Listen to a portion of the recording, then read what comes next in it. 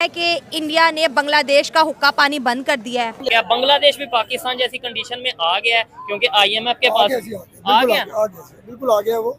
हमारी तरक्की तभी होगी जब हम एक होंगे। ठीक है, हम देखो मुसलमानों को हर जगह पे दबाया जा रहा है और एक यूनिटी, उनमें यूनिटी है, वो यूनिटी बना के हमारे ऊपर धमाका कर रहे हैं कि हम लोग फ्लॉप हो जाए, खत्म हो जाए। और ऐसा था तो दुबई कह रहे सऊदी, ये भी सी, इनका भी यही हाल हो।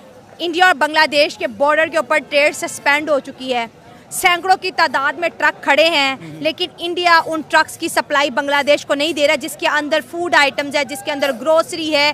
6000 के करीब आप लगा लें कि कमोडिटी है, वो ऐसी अशिया है जिसका रोज़मर्रा की ज़िंदगी में बहुत ज़्यादा, जिसे बोलते हैं, इन्फ्लुएंस रहता है। और बांग्लादेश के अंदर जो है, अब जिस तरह पाकिस्तान के अंदर हालात हुए, आटे के क्राइसिस, सब्जी के क्राइसिस, आलू के, टमाटर के, मेडिसिन के, क्या वो भी पाकिस्तान की तरह ही हो जाएगा बांग्लादेश? अब खबर ये आई है कि रशिया ने भी बांग्लादेश को वार्न कर दिया कि हमारे 630 मिलियन डॉलर वापस किए जाएं। पाकिस्तानी पब्लिक से पूछेंगे कि पाकिस्तान की तरह भी अब बांग्लादेश आईएमएफ के पास जाता नजर आ रहा है क्या?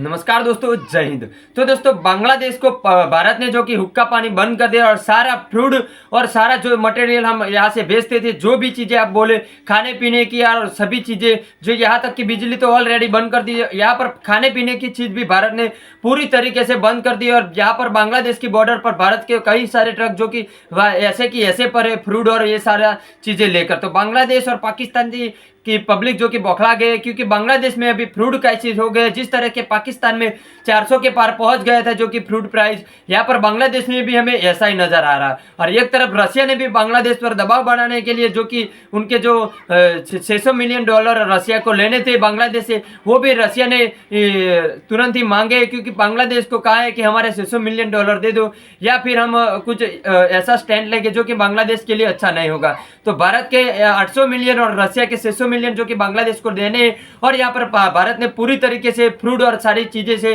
वो बैन कर दिए बांग्लादेश को बेचने। तो यहाँ पर पाकिस्तानी पब्लिक उस पर क्या रिएक्शन देती है। वीडियो आपको पसंद आए तो वीडियो को लाइक करके हमारे चैनल को सब्सक्राइब अवश्य कर लेना। बॉर्डर पे इंडिया ने ट्रेड बांग्लादेश के साथ सस्पेंड कर दिया, बांग्लादेश का दाना पानी बंद कर दिया, अब क्या कहेंगे?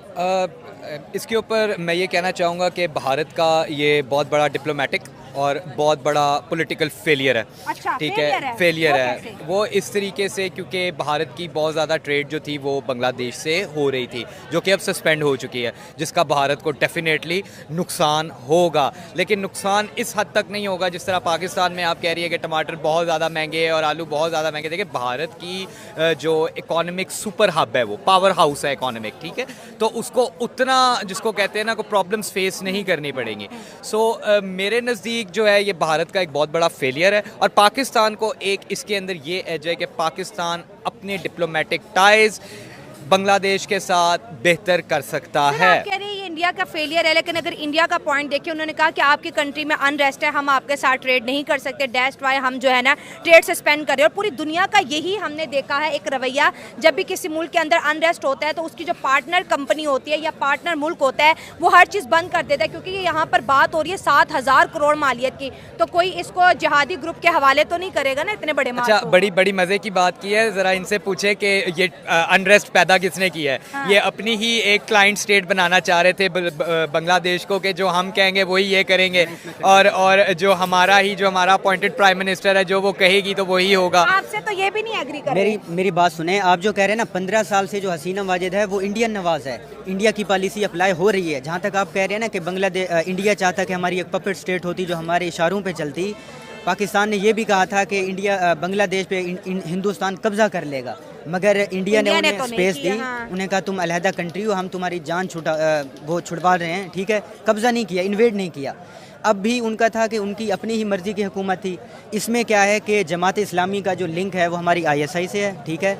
तो इसमें इंडिया के क्लेम ये आ रहे हैं कि इसमें ISI और पाकिस्तान इन्वॉल्व था, ठीक है।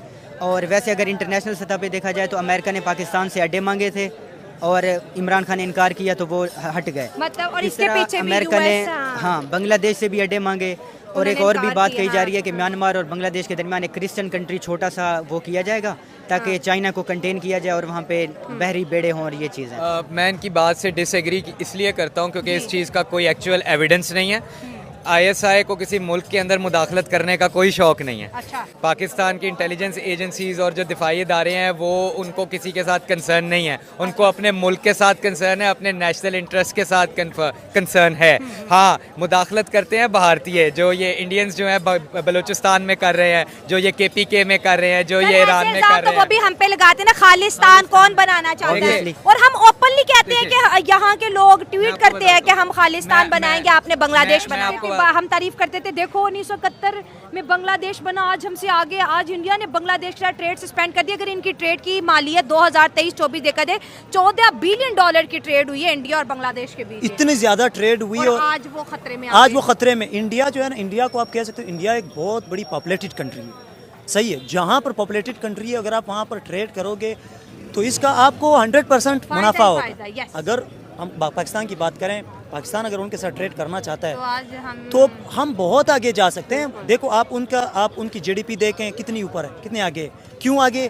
क्योंकि वहाँ पर उन्होंने सारे इंस्टीट्यूशन को इक्वल रखा हुआ है। उन्होंने एक टनल प्रोवाइड किया है कि इस टनल से आपने जाना है, you can not go from that tunnel, आप इस टनल से इधर उधर नहीं जा सकते हो। You are even allow just in this tunnel, आप उस टनल में अलाउ, आप इधर उधर नहीं जा सकते हो। उस टनल में वो आपको डायरेक्शन देंगे, इस डायरेक्शन के मुताबिक आपने चलना। लेकिन अगर आप अपनी मर्जी करोगे कि नहीं मैंने इस टनल में नहीं जाना है, मैं इधर जा रहा हूँ, बाकी सारे वहाँ पे अवाम की हुकूमत है और अवाम ही चला रही है ना, अवाम ही चला, अवाम ही को डेमोक्रेसी नाम इसी चीज का है। सही बात है। भाई क्या वजह है कि दुनिया के जितने भी इस्लामिक कंट्रीज हैं, मोस्टली कंट्रीज में हमें इस टाइम मुश्किल वक्त देखने को मिल रहा है, अनरेस्ट की सिचुएशन देखने को मिल रही है। थोड़े से सख्त सवाल आपसे भी करूंगा एज ए गवर्नमेंट एम्प्लॉय, अगर आप उसका जवाब देना चाहें। सबसे पहले मुझे बताएं, बांग्लादेश, पाकिस्तान, ईरान, अफगानिस्तान, ये सारे कंट्रीज में अनरेस्ट क्यों है? क्या वजह? बांग्लादेश की तो हम एग्जांपल देते थे यार, बेहतर जा रहा है, अब वो भी रशिया भी कह रहा है कि भाई मेरे $630 मिलियन वापस करो, इंडिया उसे कह रहा है कि मेरे $800 मिलियन वापस करो जो इलेक्ट्रिसिटी यूज की है,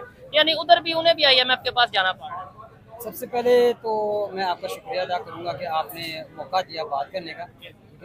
दूसरे नंबर पे के ऊपर जो ये मुस्लिम कंट्रीज़ में फॉल्ट आ रहा है, ये मुस्लिम कंट्रीज़ की अनरेस्ट है, ये डेवलपमेंट नहीं है, नहीं हो पा रही, इसकी वजह मेन सिर्फ ये है कि कभी भी आप 1400 साल पहले भी चले जाएंगे ना, तब भी मुसलमानों के खिलाफ साजिशें थी, ठीक है ना, तब भी मुसलमानों को चीज़ों के ऊपर वर्गलाया जाता था और जो बिक जाता था उसकी वजह से मुसलमान पीछे चले जाते थे थोड़े से के लिए। आप जब देखते हैं 1400 साल पहले हम जाते हैं, हज़रत उमर फ़ारूक रज़ियल्लाहु तआला अन्हु का जिक्र करते हैं, तो उन्होंने एक इतना बड़ा इलाका, एक इतनी बड़ी सल्तनत कायम की, मुस्लिम रियासतें कायम की। नतीजा क्या बाद में निकला?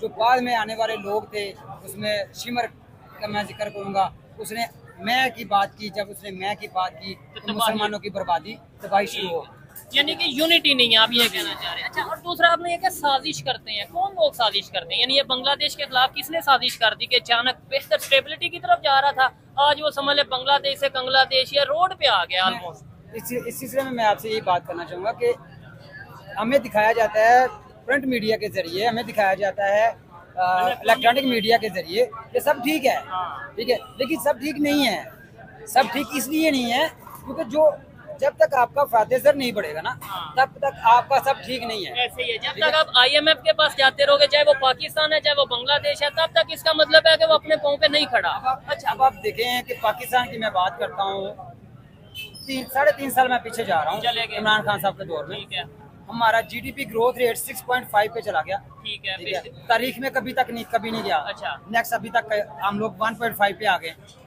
इसकी वजह क्या है? इसकी वजह ये है कि हम लोग यूनिटी नहीं दिखा रहे हैं, हम लोग अपने मुल्क में कोई स्टेबल हुकूमत नहीं आने दे रहे हैं। कोई भी हुकूमत आए, किसी की भी आए, स्टेबल हुकूमत हो। मतलब कि दोस्तों जो कि बांग्लादेश पूरी तरीके से बर्बाद होने की कगार पर राह पर चल रहा है, क्योंकि पहले जो पाकिस्तान का हाल था वही हाल अब बांग्लादेश का होने लग गया है।